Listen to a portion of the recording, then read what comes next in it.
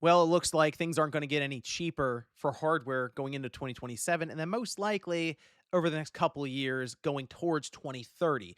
And we know that there is supposed to be a new console generation launching most likely at the end of next year, but certainly at least by 2028 at the latest. And everyone right now is bracing for impact for sticker shock that's most likely going to be north of $1,000. But even beyond that, just other things around us probably going up in price. And that does include the PlayStation 5, the Xbox Series, and as we're seeing even with the Switch 2.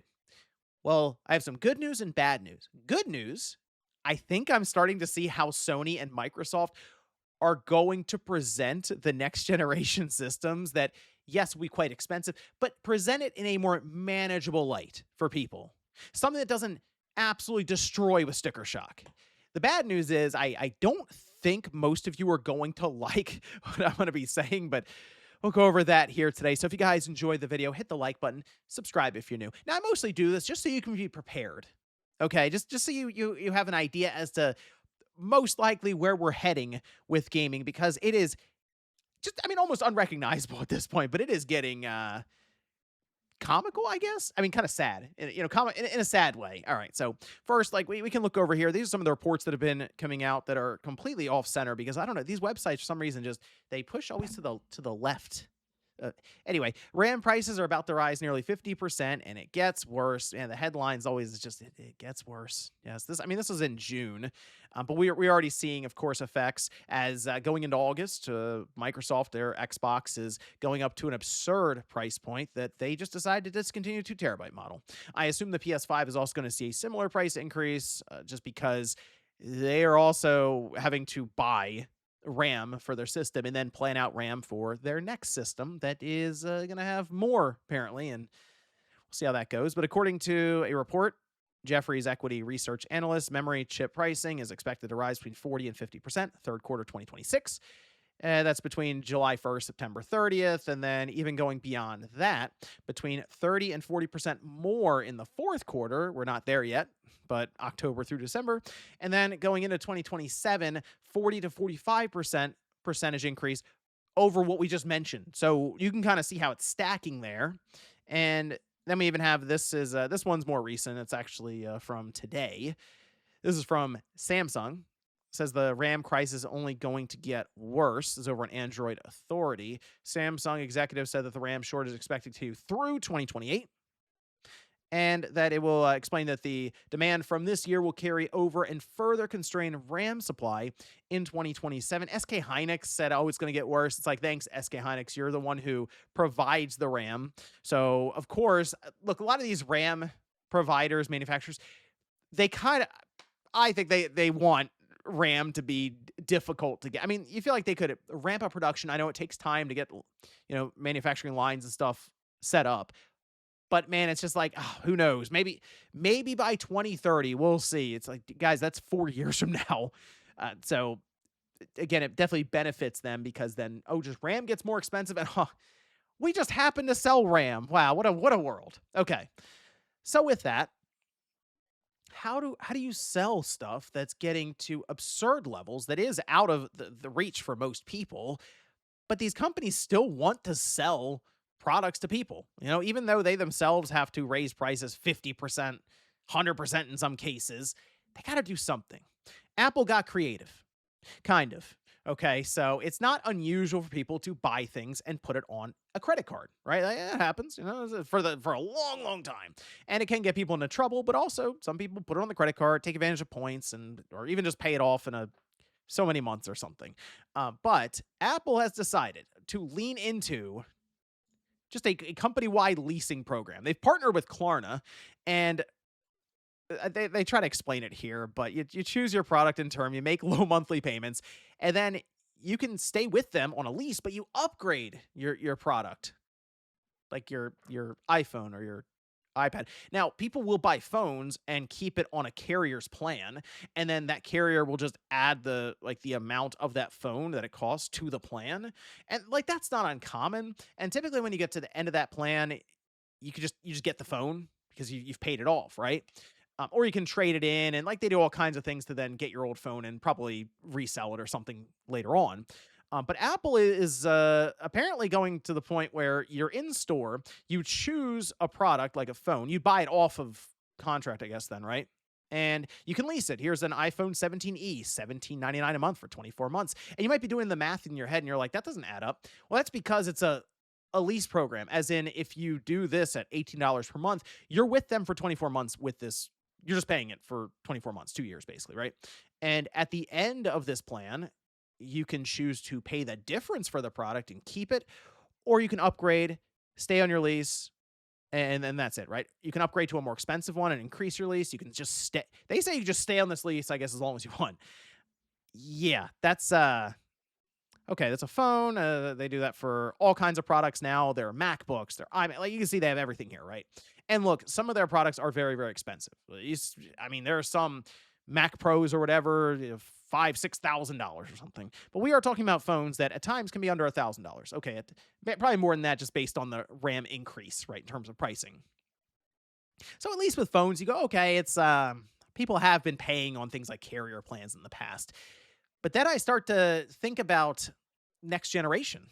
Oh yes, because this is Klarna that Apple has partnered with, and in a way, because Apple devices are so prevalent, they're everywhere. Many people are going to attempt to do this, I'm sure, but it's going to more or less normalize leasing electronics. And look, they're electronics that you need a. I think this day and age, most people understand you need a phone. Like all this stuff, though, do you know all this stuff? I mean, no, you can go without it. But at the same time, you can also lease it for $20 a month. People are going to look at it in that sense of, it's actually not bad. There's no real sticker shock here. They've put the price in the fine print. Okay, keep that in mind because maybe the PlayStation 6 gets revealed. Looks really cool. You're bracing for impact on that price point to flash up on screen. Remember the PS5 Pro when that got shown? And it was like, this is cool. And they showed the $700 price and it was up on the screen for, I want to say 3 seconds and they were out. And everyone stopped and went, hold on, that's a 700? What? And the video was done. And come to find out, that's a pretty good price now, right? Like, man, I bought the PS5 Pro and that actually worked out for me. Somehow the thing appreciated to like $900 now. I don't know. But the thing is, there was still sticker shock there. $700 for a system. Now imagine if it's $1,000, if it's $1,200 for a system. That's going to hit hard. Unless maybe you just show the lease term. This isn't Photoshop, by the way. This is something that was shared by PlayStation themselves, as they were running this with Klarna as well, with Apple's with Klarna. Here's Sony with Klarna. They put this out there online, right? And the idea being you can lease your PS5. This is a digital one for what basically $10 or so, 10, 11, like $12 per month or something like that, right? And it's over the lease of 36 months. Okay, so if you can go to the website, by the way, but I saw this, I said, that's it. That's how they would advertise it for the PS6. They would show a lease term. Down here, they'd have fine print that tells you about if it's $1,000 or $1,200 or something. Here's the website for it, by the way. So yes, you can get this is a 1 terabyte PlayStation 5. This one, I think this one does have it does, yeah, okay. Does it have a disk drive to it? I gotta wait for it to spin all the way around. It does. This one does have the disk drive, so okay, added benefit there. But it's pretty straightforward. You pick your leasing term, how long you want to keep it. You can have it for 12 months. You can have a monthly rolling. If you just want to have it for a month, I guess you can then, cancel anytime, send it back. Basically rent it for a month if you need it. But if you do for 36 months, $14 per month, and then you can decide at the end what you want to do with it. And they say you can keep it or you can upgrade, I guess, to 3 years from now, maybe upgrade to the PS6, eh? And or you can decide to purchase the device. I think they have the difference, I believe, or they just give you a buyout. You buy it, and then that's kind of it. You're on your way with a PS5 that most likely you overpaid for, but you did it in very small increments of basically $15 per month. And while leasing, I'm kind of starting to think is going to be just baked into the initial release of the system for at least an option. I'm sure you could also just buy the system. Let's say it is $1,200. Yeah, you could just buy it for that. But man, that is expensive. So what's the other strategy here? You're definitely not going to like this, man. Cloud streaming. Yeah, so Microsoft's been, of course, playing around with the idea of cloud streaming for different TVs. And that's not a new thing, but we have heard still from Asha Sharma, a billion gamers. You're not going to get to a billion gamers with honest, I'll just say a game console. You gotta get to where people already are. And yeah, having this stuff built into a TV is, I mean, that is a strategy. It is. It is one. They say this summer we've expanded Xbox streaming to more than 150 million TVs and devices around the world because not everyone can afford dedicated gaming hardware. Hmm. Today, we're adding millions more through Vita OS and Hisense, so more people can play on the hardware they already own. If we look over on the Xbox Wire, right up for this, they explain how you can get started.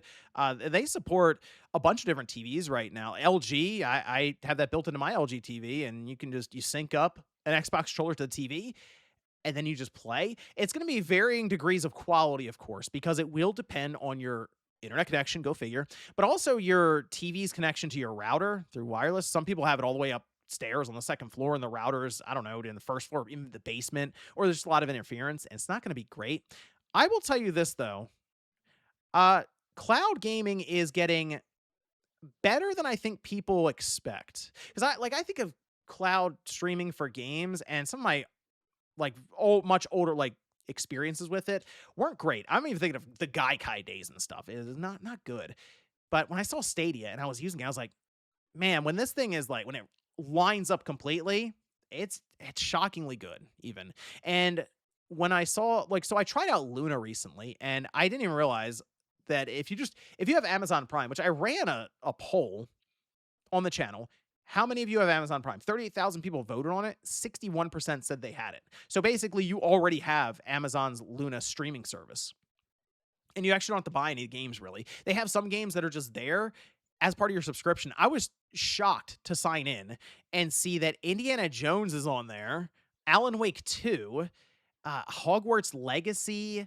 They have all the Tomb Raider games, like the newer Tomb Raider titles, like Shadow of the Tomb Raider and stuff, are all there. And I started one up. It's locked to 1080p, so I was like, okay, we'll see how this goes. The latency, I moved around a little bit, and I was like, man, we might be in trouble, guys, because the latency was way better than I was expecting. I know GeForce Now is like the gold standard for cloud streaming.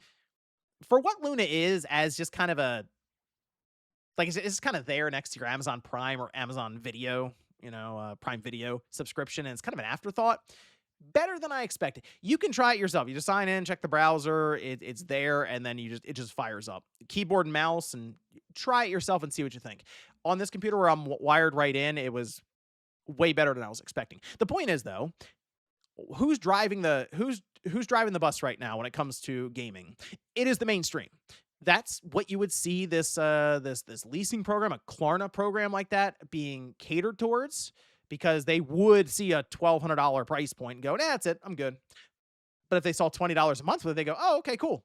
Because man, there was a lot of excitement around this Apple leasing upgrade program. There was, and I saw it and I said, ooh, okay, we could be a problem here. And so now I'm thinking about that with cloud streaming. They go, hey, you know what? If these systems are more than $1,000, don't worry, cloud streaming is there for everyone. And I've said it before, guys. Mainstream is fine with digital, as we're seeing. They're steering these companies away from the physical media that does work to separate, consoles right now, game consoles, from PC or anything else, because there is an identity to having a disc for the PS5. There's full branding, everything like that, or having a cartridge for a Switch 2 or anything like that. And then you move to where it's just digital. You launch something on the screen. You're not even really thinking about it anymore, putting a disc in or anything like that. And then eventually you just don't download the files and it is cloud streaming. And so Sony could do a thing where they go, hey, your PS5 is also a PlayStation 6 because it just streams to you. And even the PS5 streaming is actually pretty good. So man, gaming is in a precarious position right now.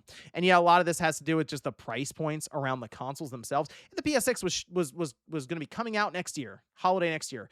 And we were all sitting here like, it'll probably be $500, maybe $600 at the most. I think people would go, I don't know if I need it, but I don't think anyone would like recoil seeing that price. People probably will recoil if it's more than $1,000. And many people will probably go, I think I'm good. So it's going to force these companies to get creative. And I think these are a few ways they will. But let me know what you guys think about this one down below in the comments. Also, let me know if you've tried out something like Luna or any of these other cloud streaming programs, and if you also sat back and said, "Ooh, that might be enough for mainstream consumers who just want to check in here and there and just try a game out if it's just available right there on their TV like that." Thanks guys for watching, and I'll see you next time.